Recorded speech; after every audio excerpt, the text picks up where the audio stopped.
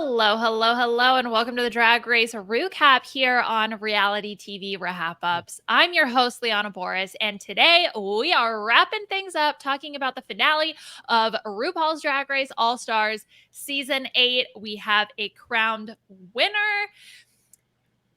Not really surprising, but you know what? That's okay. We're going to talk about that. We're going to talk about everything else from the finale. I feel like there's a lot to get into with all of the queens, their performances, runway looks, all that jazz.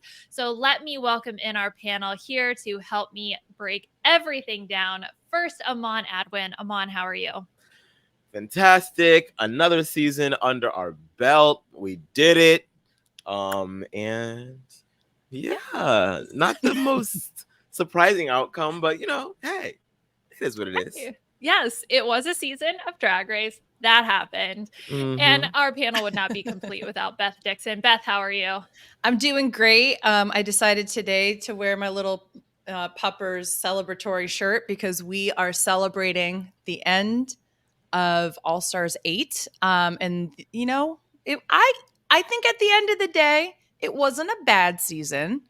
It wasn't a particularly great season for me, at least. But I was satiated. I got to watch Drag Race every week. I'm not mad about that. Yeah, I think it's interesting now. We can sort of look back on the season as a whole, especially format changes, the whole secondary prize that went on with the Queen of the Fame games. I feel like there's a lot to get into now that we can sort of look retrospectively at the whole thing. But first, Aman, I want to start with you. What are your just general reactions to the finale or the season as a whole?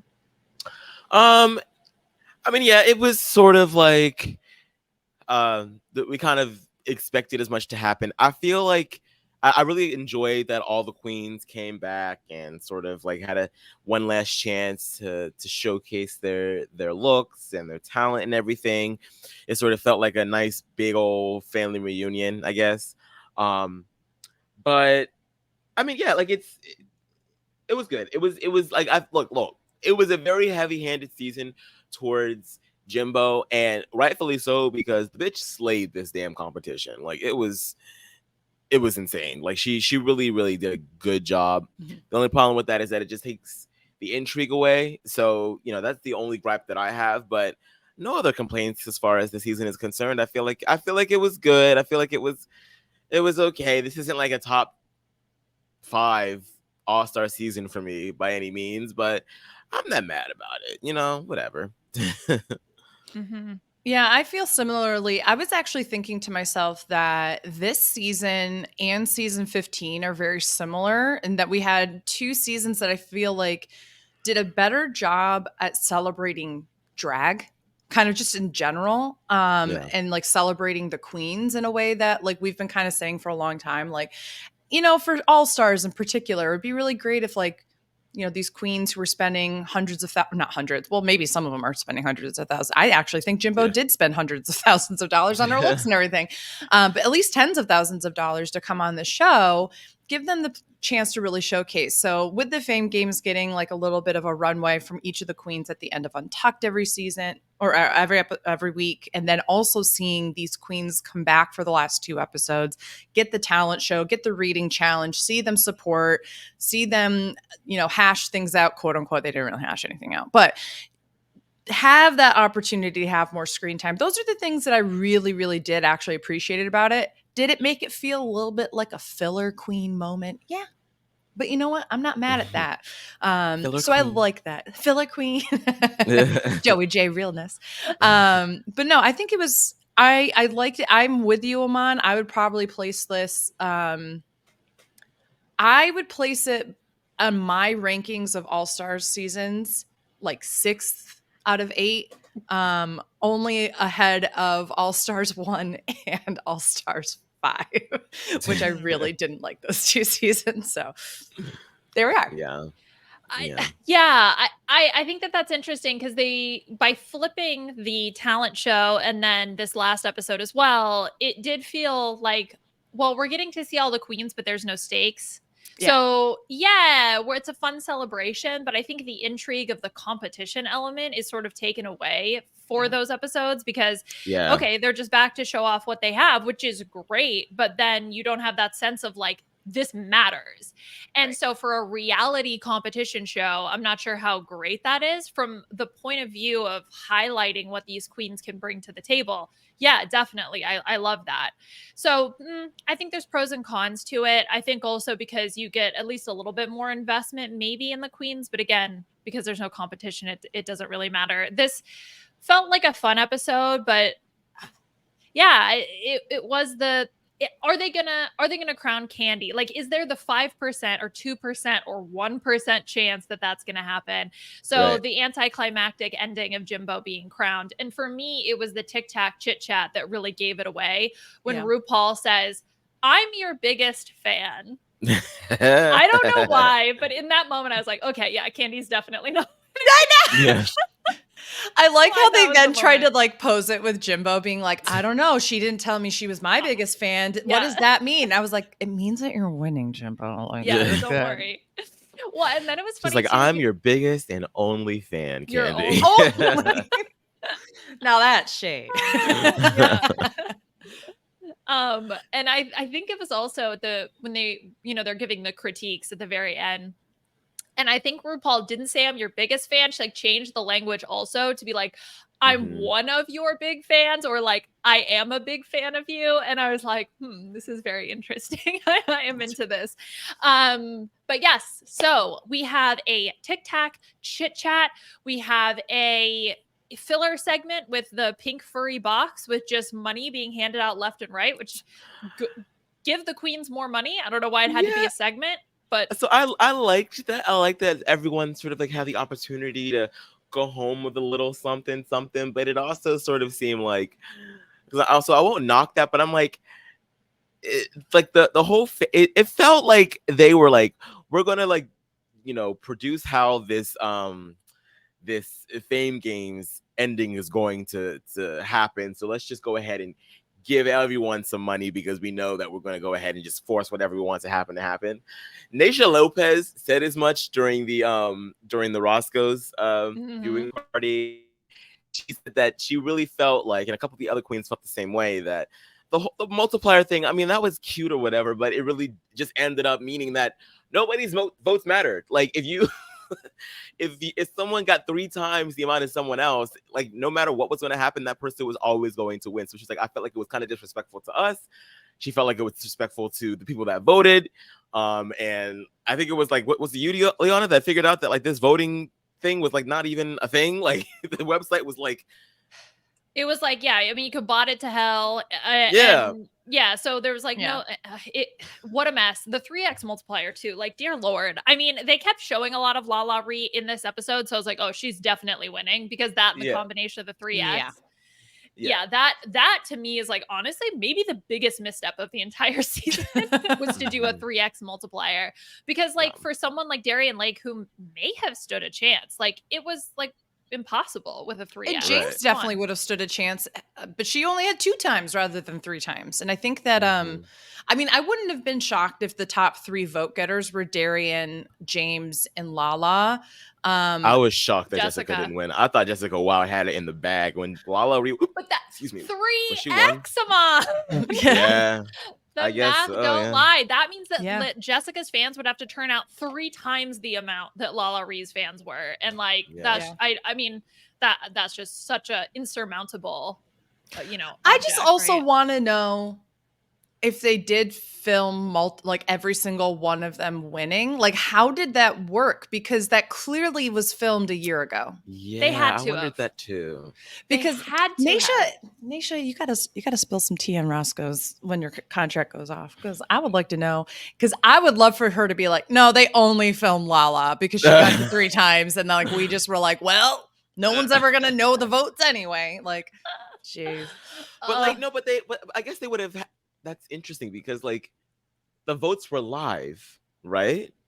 So allegedly, but the filming was a year ago. So when they had to have filmed everyone and then just chose whatever they were going to do. But then Could again, you she won imagine the if it 3X was like a a year duck ago duck as goose well. thing? So They were like, okay, so we're not going to film. We love you, but we're not going to film Mrs. Kasha Davis. We're not going to film, so like, I think like you could have made a case a year ago for literally any of them to win. right. I tried That's so to read interesting. I don't into know. Lala's face of like, because okay, so they've done You can this tell before. that they're acting sometimes. Yes, Yeah. exactly. To look to see if they're acting or not. That's like what I always want to look for. I think most queens do a pretty good job. I think Lala, Mhm. there were some moments where I was like, am I just reading into this that maybe Yeah. this is not quite genuine? But Mhm. she had the 3x multiplier. I mean, come on. It was It's gotta what it get you was. something. Gotta get you Maybe something. they did like a top 3, and they just didn't tell us who the top 3 were. But they did like a top 3. They were like the top 3 vote getters were this, and this, and they filmed just 3 of them and called it a day. Yeah, but they wouldn't and have known. They had to have filmed everybody. Yeah, because the votes were collected now. Or what if they only filmed James and Lala? Because they were like, they're the ones who got the multiplier. So mathematically, they're going to be one of them. And then let's be honest. Not a single one of us know what the votes really were. The votes could have come. Maybe Lala didn't get any votes, but they were like, well, she got the 3-time multiplier. So like, blah, blah, blah, which I find hard to believe because I truly believe Lala would have been in the top 3 vote getters anyway. But I don't know. I'm all for transparency in voting. I think they should have put the numbers out there. I would have loved to have seen it. I want to see what the electoral college would have been. Yeah, exactly. If we did it based on electoral college, can we find the extra votes in Georgia? Yeah. Yes, exactly. Let's go for that. I blame the voting machines. Yes. Mhm. Yes, which there was also something super funny about Lala Ree being crowned for like essentially a look award with her wig and the hairline being the way it was. That was just also very funny to me. But it was always going to be a popularity contest, really, at the end of the day. Well, I don't think it was. I think that we all kind of collectively misunderstood. I think that what they were trying to do was just say like, hey, the queen's already paid for these outfits. Let's find a way to showcase them every week. Here's what their runway would have been because they couldn't participate in the challenge. Like, I don't think it was supposed to be only looks. That's why it was also like, hey, put whatever you want on your social media. Right. Yeah. And put your. I guess it's fame game. So it's like do your best to show your looks, and in conjunction with that, you'll do whatever you do on social media and just keep your name relevant during the season, and however you choose to do so, you can do so. So I guess that makes sense. But when it's just the edit, and if people aren't searching for your social media, not everyone on that watches Drag Race is going to be on Twitter or Instagram or whatever the hell. So I think it would have been interesting if they were whoever had the biggest percentage growth in their social media wins the Fame Games. Ooh, that would have been interesting. That would have really started. That would have been too controversial though. The follow train would have been sickening. The follow train would have been crazy. It would have changed the whole culture surrounding follow They would never have trend. been able to predict threads becoming a thing. And is it cumulative total? Right. Is it all how many accounts are we talking here? Only and then Instagram. Of course it's the unfortunate reality of the racism with queens. So naturally some people of color aren't gonna have as many followers. It would have been that's a good point. Yep. That would have been a crazy ass. But I would not put it past RuPaul to try to do some shit like that at one point.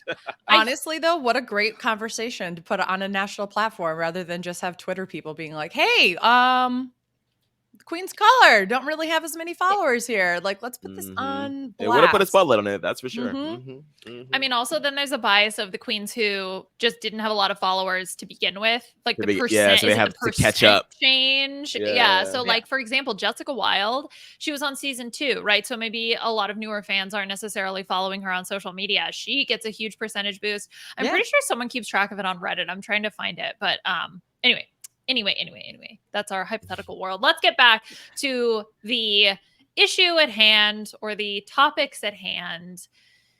Let's talk about the competition songs that we get to see from Jimbo and Candy. So they get let me just make sure I get the main challenge correct. All right, so original solo numbers, written by Leland, and Miguel Zarate is the choreographer for both. So the queens have to learn, both Candy and Jimbo have to learn their song written for them, as well as the choreo that went along with it. So I believe it is Jimbo that goes first, Beth, with I Remember Being Born, I believe was Jimbo's song. Yeah. Okay. Uh-oh. I hated it. I really I watched it, and first of all, the Jimbo that we know and love was not there. It was the Jimbo who has to learn how to count, and she was like wide-eyed, like, I think I do this now. And I just I kind of wish that the choreographer would have just let Jimbo do her own thing. Because I'm sorry, whatever Jimbo's gonna do, which I guess you might have already done, but it's I don't know. I just purely was like, this is a waste. Both Jimbo Candy's song slapped, I thought. In terms of the actual song and how she performed stuff, I thought she did incredibly well. She did better than she did last week with a song that she supposedly wrote. I don't know. I was like, okay. I didn't have much of a reaction. I was like, can I fast forward to the other stuff now? I kind of agree. It did sort of feel foreign to Jimbo, that entire performance. I thought the song was kind of cool, clever, and I think Naisha also talked about this at the viewing party as well, about how the songs come to be in the first place, and it's sort of they just they hire writers, and you sort of you have a sit down with them and sort of give them your persona or your idea for what you want it to sound like, or what you want the subject material to be, and as long as it's in line with the edit that you've been receiving thus far, that's sort of how the songs come to be. So I thought that it was, I felt like the lyrics were quirky enough and worthy of Jimbo, but it did still sort of feel this is kind of, I feel like this is not Jimbo's thing, but okay, you know what I mean? Finale performance, it is what it is, so whatever. But I had a similar feeling. Yeah. Yes. Okay. I agree, Aman. I think the fact that they are trying to so clearly they're trying to tailor it to be Jimbo's weirdo clown aesthetic, but I almost kind of feel like you can't do Jimbo. Jimbo does Jimbo. Yes. So for them to try to do Jimbo, it felt like the Wish Temu knockoff version of Jimbo, and it just felt a little bit.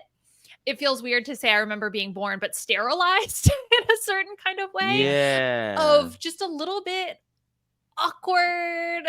I don't know. There was something about it that felt almost uncanny valley of Jimbo's Jimbo performance. Yes. What you're saying is exactly what I mean. When I meant the choreographer should have just let Jimbo do her thing, it's Jimbo knows how to do awkward, weird, off the rails comedy in a way that seems both controlled, but also what's she going to do next. And because this was literally choreographed, because that's part of the challenge, but it's somebody trying to tap into her weirdness.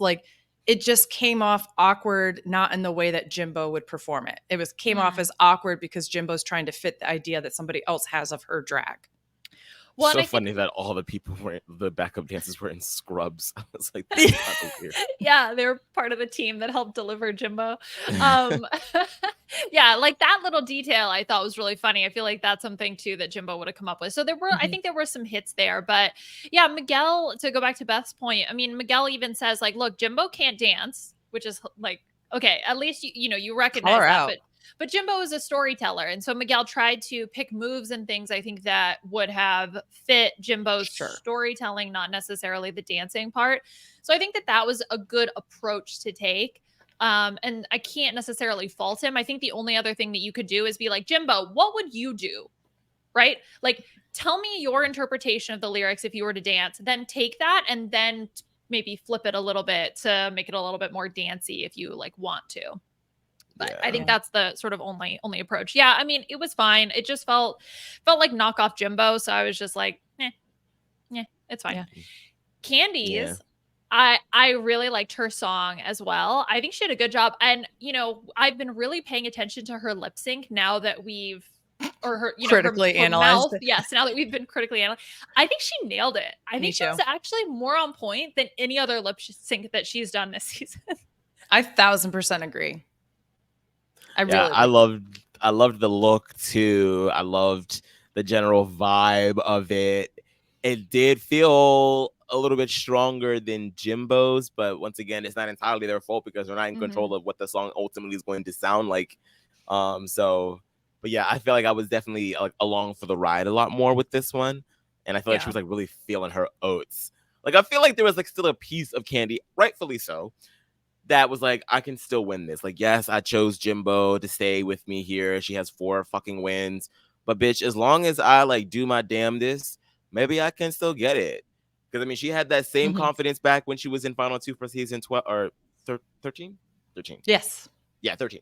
And yeah, you're like, you know what I mean? Like she, even though she had been previously eliminated, she still made it to the Final 2. So I feel like there was still like some fire here that was cool to see. I think Candy this entire episode was so true to herself and how she felt and like put a really solid case forward. And I know we'll talk about all the other aspects, but I mean, it was kind of like watching a pageant with someone who is just so fiercely not a pageant queen, but killing the question and answer, killing the talent portion, showing everybody what makes her unique and awesome and all those wonderful, like she nailed this episode. If it was based only on this episode, for me, it would have been a landslide in Candy's favor that she should have beat Jimbo. But as we know, it's about the lip sync, the performance, and the entirety of the season as a whole. I think the only negative that I would say about Candy for this episode is I was not crazy about her runway look, although it was nice to see something different from her. It was the hair. The hair just didn't do it for me. I think the wig was too short for her head and head shape. I think like if it had gone flat. Yeah. Yeah. It was giving Betty Floop. Not Betty Floop, the latest Sesame Street character, because it was very Big Bird, which I loved. I think Michelle said something about it of like Sesame Street has a new girl at the corner, which is like maybe that justifies the look. Honestly, I'm fine with that. But yeah, I think in terms of I loved her in the TikTok chit chat. I loved her answers on the runway on the main stage, and I thought that she had, for me, clearly the better performance if we're ranking, the two performances next to each other. And I can understand her logic of like, look, if I put on a good showing, maybe there's a chance. Talk about Rigomoris, like the show that is so overly produced. Maybe, just maybe, they're going to want to do that like exciting, controversial crowning. You never know, right? Yeah. Yeah. I think there's always a chance for that. I think, at this point, sorry to interrupt. I think, no, go ahead. I think, in a lot of ways, now that I'm really thinking about it, that Jimbo and Candy are sort of like analogs to one another.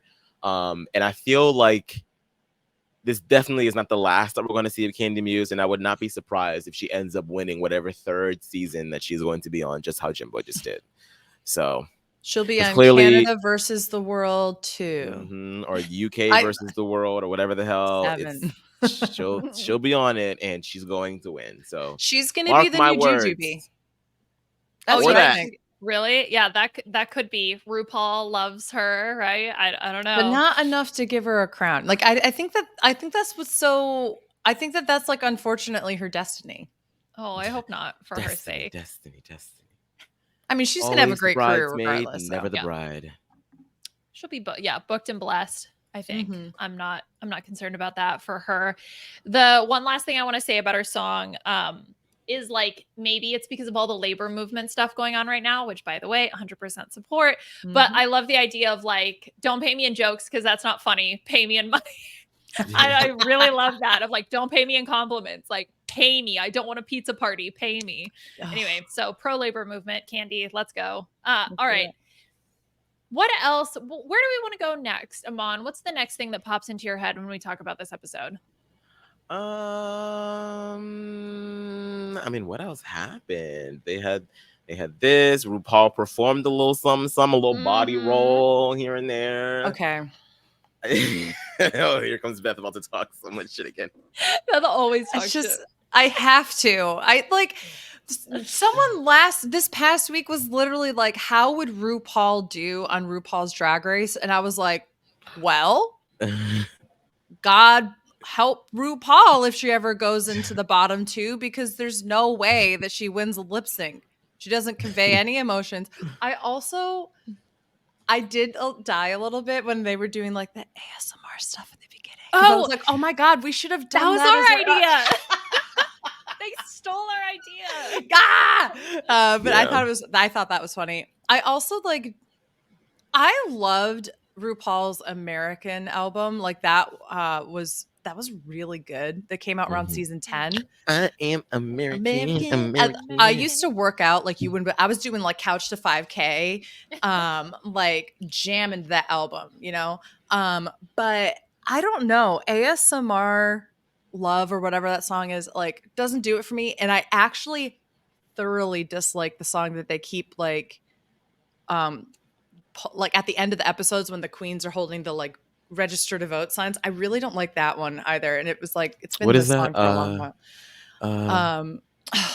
I have it blocked out of my mind right now, but every time I hear it, I'm like, a little bit of love. There it is. Goes a long way. I don't.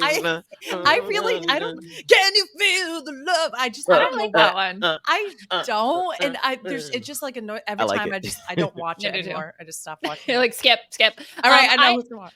I can't believe it's taken me this long to say it, but I really love the Runway song. The Who Is She? Yes. I don't know why, but I think Who Is She? It's giving me oh my gosh, what was the season 6 Runway song? Oh my God, why am I blanking on the name? Yes, it's giving me a little bit of Sissy That Walk. Oh, it does. It is reminiscent of that, yeah. Like a little bit of that. And it was, I don't know, especially in this episode, because I feel like every queen killed it on the runway. I was just super vibing. Also, they spent a lot of time because they didn't have much content. So they spent a lot of time on the runways, which I was not mad at all whatsoever. Good. There was not a single look I didn't like on that runway. I have it already pulled up because I have been thinking about this look. Oh, one more thing about the RuPaul thing. Yes, I'm sorry. This has nothing to do with RuPaul. Okay. But how dare they say, okay, judges, what was your favorite part of the season? And they all say, I'd like to say the dancers in the booty shorts. And then the dancers come out with the longest shorts ever for the RuPaul number. And I sat back and I was like, how dare you not have booty shorts after every single judge said that? So weird. That does seem like poor planning. Well, good planning results in this, okay? And that is Kahana's look on the runway. Because yes, everybody killed it and we're going to give everybody their flowers. But let me tell you. She gave herself her flowers. Mm-hmm. Oh my God. My jaw, when she opened up the reveal, because it's like, okay, the cape, so cute, very fashion. But as soon as she opened it up, I literally said audibly, oh my God. I'm watching silently by myself. Oh my God. I thought this was so amazing, so fantastic. Everything about this look, I absolutely adore. Yeah. And it was funny because James came out before and I thought it was Kahana because I saw a showgirl look. I was like, oh, another showgirl look from Kahana. And then it took me like a second to realize that was James and then this was Kahana and everything was just like, oh my gosh, amazing and right with the world. Stunning. She definitely should have been a contender for the Fame Games as well, because yes, a lot of her looks were kind of similar because it was kind of all like of that Vegas showgirl vibe, but so many of them were just like so meticulous and detail oriented and just like dripping in shiny material. Like Kahana really came to improve the fuck out of her image this season, and she did just that. I mean, the whole little thing with Heidi was a little bit of a kerfuffle, but other than that, she came and she conquered. Mm-hmm. This was such a great look. I think that out of all the looks, this one for me was like the most intricate. And I really love, like, this would have been amazing. Remember in season All Stars 3 when they had the dripping with flowers runway? If she had come out in something like this, even though it's not necessarily dripping in flowers, I still think it would have been like, everyone would have been like, oh, amazing. I love this look. The headpiece to me is like my absolute favorite thing. It's like, it's so easy. it would be so easy for that to look too big or campy with the flower size, and it looks perfect. It's so immaculate. Ugh, I'm obsessed. I'm obsessed. It was with her this and Alexis Michelle that were like my favorites of the whole week. Yeah, Alexis really. look. Yeah. Alexis And just didn't miss this season. I'm sorry. Her runways ate everything up. It was so good. I mean, when Carson is like at the end turning, being like, that is amazing, stunning. I mean, you know, you've nailed it then. And the way that she paints, I think she just absolutely, every time she steps out, looks so flawless. She literally looks airbrushed and filtered. And that takes so much skill. I'm so impressed with her looks. Yeah. I loved James's look too. Just like so. James is another one that really. I mean, we didn't really get it. Like I said, we saw her for one episode. We saw her do a Lady Gaga interpretation back in season 9, and that was it. So I guess we really didn't have quite the full picture of what it was that she could bring.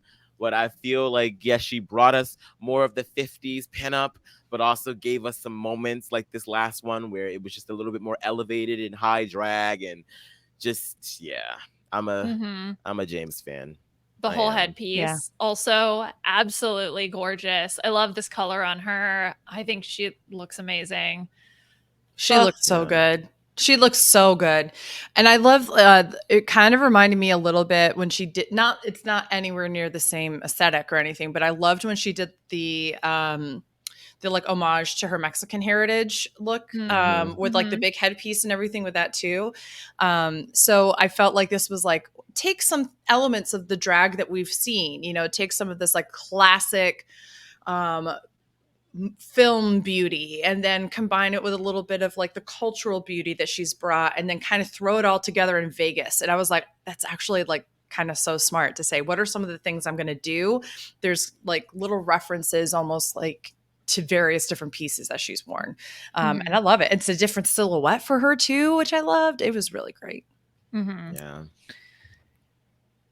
Again, I think everybody else also looked amazing, even if we didn't mention them specifically. The Jimbo's look. So I don't know if you guys saw on social media, but Jimbo had another look that was like for the finale, like the airing of the finale, that I really, really liked. It was this like clown inspired look. I think the demon goddess thing that she was doing here was very cool, very fashion, a little bit different of what we see from Jimbo. Still titties, but like very graphic design. Graphic design is my passion. So I like that for her. And then, yeah, I've already talked a little bit about Candy's. Well, you know what I liked about the boobs on her for her demon queen look is that she actually didn't have any. It was just the way the dress was cut out. Yeah. And I loved it. I was like, you know, I know that this is a big part of her for her look. And I really hated the outfit that she wore for the lip sync. And like, once again, having ass boobs, like we've already seen that this season from her in a lip sync. So I just was like, to me, I'm like ignoring the lip sync look. And I'm just focusing on that. And I love that she was like, I still got tatas, but this time I'm not even wearing them. I was able to construct them in a way that even when you look at me from the side, it still looks like I have breasts. Like that's really hard to do. Apparently that was Candy's idea too, because she was going to wear the breastplate. And I guess she, as she was like putting the dress on for the first time, Candy said it looks better without the boobs. And so she went ahead and did it without the boobs. Candy's 1,000% right. I love it. Well, you brought it up, Beth. Let's talk about the lip sync. So this is Do You Want a Funk? And we got these teasers in the episode of Jimbo being like, oh, I've made this something special. Like, don't tell Candy. What was it? Like I didn't understand. Like they didn't give us an idea of where it was starting. Like was it the phone? Was it the confetti microphone? Was it the titty reveal? Was it the booty reveal? Like I don't understand what was. I think it was all of it because I think she was saying that she had different pieces that she's been making. I thought that's what she said. Okay, I didn't because I was expecting like. Even in the edit, like a build up to it, so I would know what it was. Yeah. But I didn't quite get it here. Yeah. This was, was for fine. me, for both queens, it was kind of like a RuPaul's reveal race bummer. Mhm. I don't know. Like, I didn't think like either one of like the quote unquote reveals of anything that either one of them were doing were like noteworthy. Also, we knew they were going to happen. So like, that's not helpful. It's like, remember that meme from a couple years ago when people were like showing the picture of Joey Tribbiani from Friends wearing all of Chandler's clothes and being like drag queens coming out and you're one like, and you know they're gonna do a reveal essentially. Like it's essentially that. Like Candy comes out in that coat, I'm like, you know she's gonna do a reveal in that coat. That ruins all and it wasn't even really a reveal. It was just I'm taking it off, and we're like, okay, I don't know. But you know, how do I feel about this lip sync? I think Candy won this lip sync. I do too. I don't think that it was by as much as I originally thought that it would be, given Jimbo's track record. Yes, the titties and the ass titties did a lot of the work for Jimbo. Like I said, this season is RuPaul's titty race. It's just nothing but titties everywhere.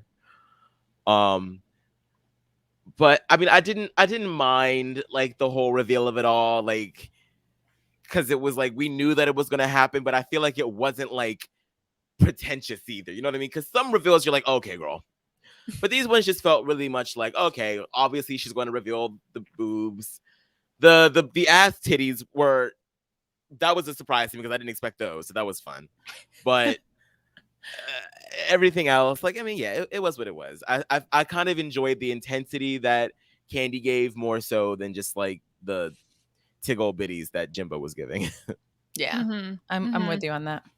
I think my favorite part was Jimbo having the phone at the beginning. I don't know why, but the like fuzzy phone. I don't know why. That's my favorite part. I thought it was Where so did she fun. even pull it out from, and then where did it go? Yes. Okay. That's what I was thinking. The exact same thing. I was like, where did this come from? Was this the thing she like pulled out of her? I don't know. Yeah. Anyway, I look. I thought it was fun. It was fine. Unfortunately for them, sometimes my YouTube auto plays like best lip syncs in RuPaul's history. So I kind of like sort of constantly being reminded of those. So, you know, by comparison, would I put it in the top tier? No. But, you know, again, at the end of a season like this, it's actually not really about this lip sync anyway. Like they've made a decision. Unless, like, I'm trying to think, like, how would Jimbo have lost, right? Okay.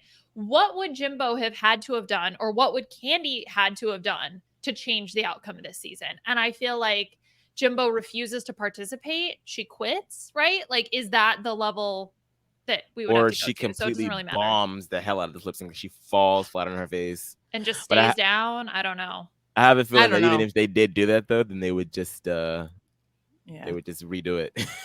I think honestly, it goes back to Candy choosing. She should have chosen Jessica if she wanted to win. And I think that, and I'm not sitting there saying that like Candy definitely would have won over Jessica. I'm just saying that she would have actually stood a chance. I really don't think much higher. Yeah. I think it would have been a really interesting, you know, duel. I think it would have been great to have two Latin queens. I think there would have been like the two queens have absolutely different styles again. Like that's really great. But I don't know. It's amazing to me that, I don't know.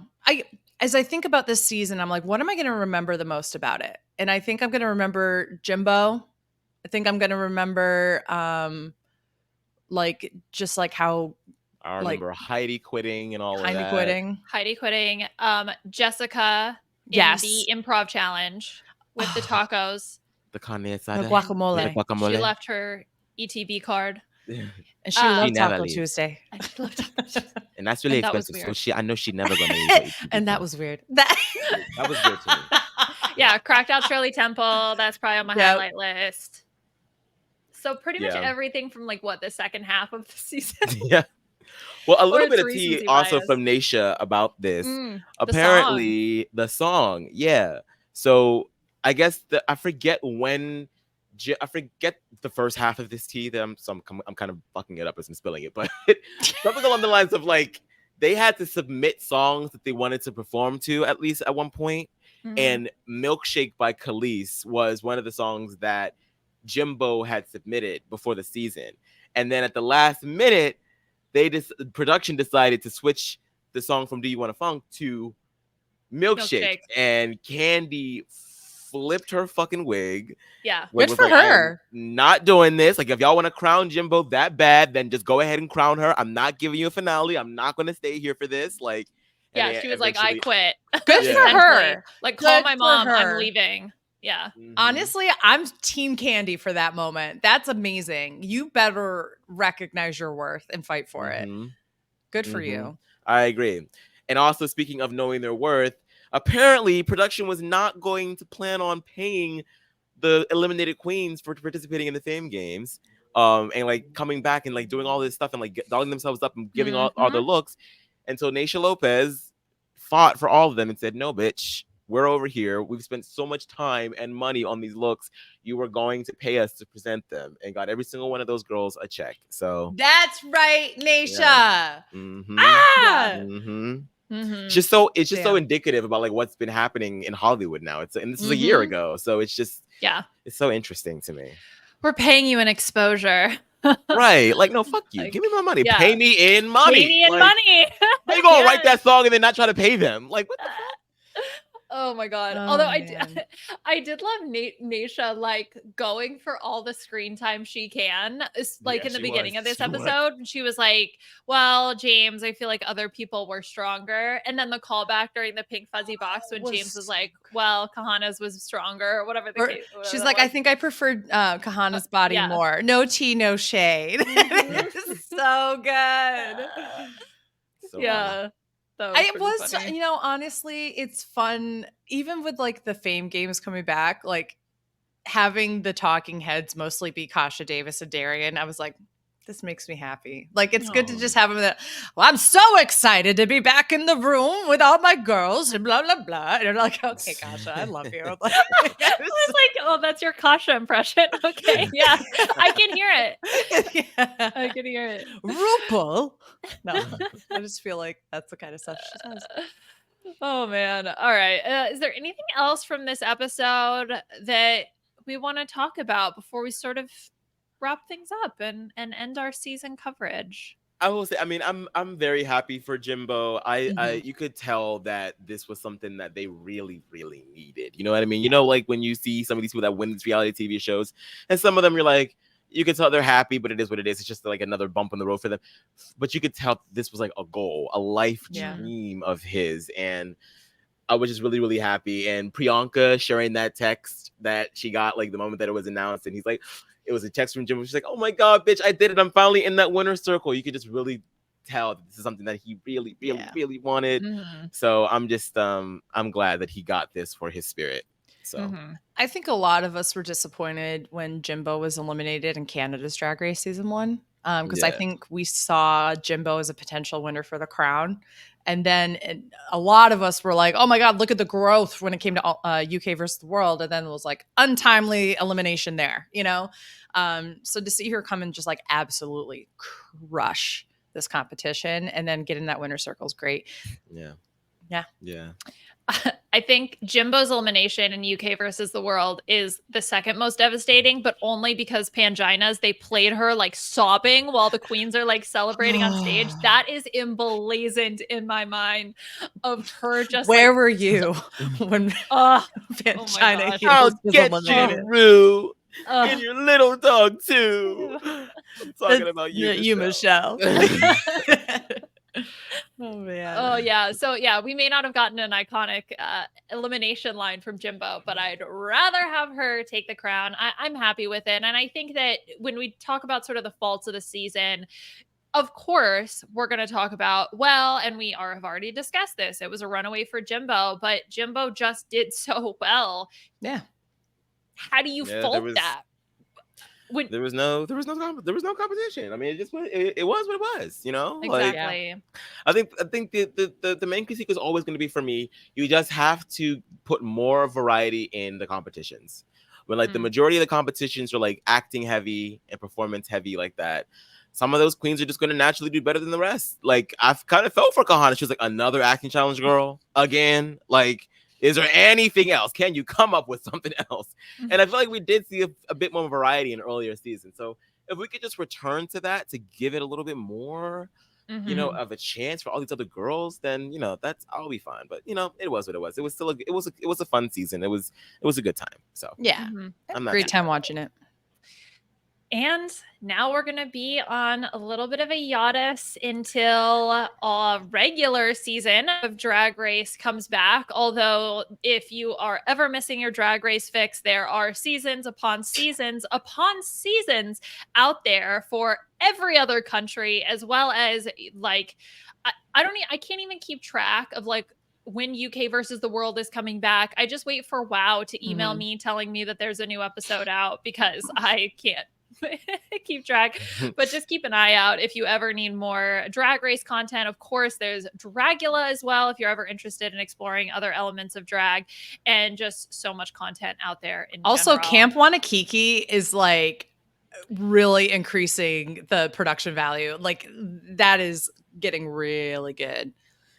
Camp Wanakiki. Yeah, it's like they take all these queens. A lot of them are more campy kind of queens, and they bring them to like a summer camp kind of vibe, and they like compete in like summer camp kind of drag competitions. It's so good. It was like a YouTube show, and it's now like the production value's gotten incredible. Definitely suggest y'all check it out. Check that out. Yeah. The what was the Dungeons and Dragons? Yeah, the one Queen. What is it called? Queens. Isn't it Dungeons and Drag Queens? Yeah, Dungeons and Drag Queens. Watch the first episode. Questing Queens and Questing, something like that. I think it's Dimension 20 Dungeons and Drag Queens. Queens on a Quest. Those are some of the other names that I see for it. That was super, super fun. If again, you need any more content. And I know this got canceled, unfortunately, but Queen of the Universe is also, from what I understand, one of the better singing competitions out there. So sad that it got canceled. A legendary judges panel. I mean, Mel B and Vanessa Williams and Michelle Visage and Trixie. Like, come on. And we are here, which is now getting 3 brand new hosts. It was Eureka, Shangela, and Bob, and now it is Sasha Velour, Priyanka, and Jada Essence Hall. So, which those three incredibly different and fun queens. Like, people are kind of speculating as to whether or not they had to switch things up because of some allegations that were made against one of the former hosts. But wow, that was a very interesting. For the exception of Bob. The other two have some pretty serious things against them. So, wouldn't be surprised if HBO was like, bye. Bye. But, no thanks. So there's that. So check them out. Yeah. On that note, well, we've done it, gang. Happy. We're here. Sad, but happy.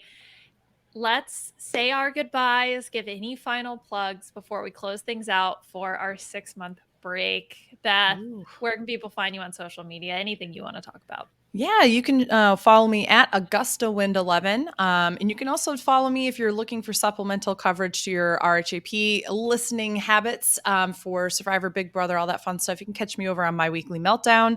And yeah, basically, you know, I play Goose Goose Duck with the crew sometimes on Sundays. You know, you can check me out all those different places. Yeah.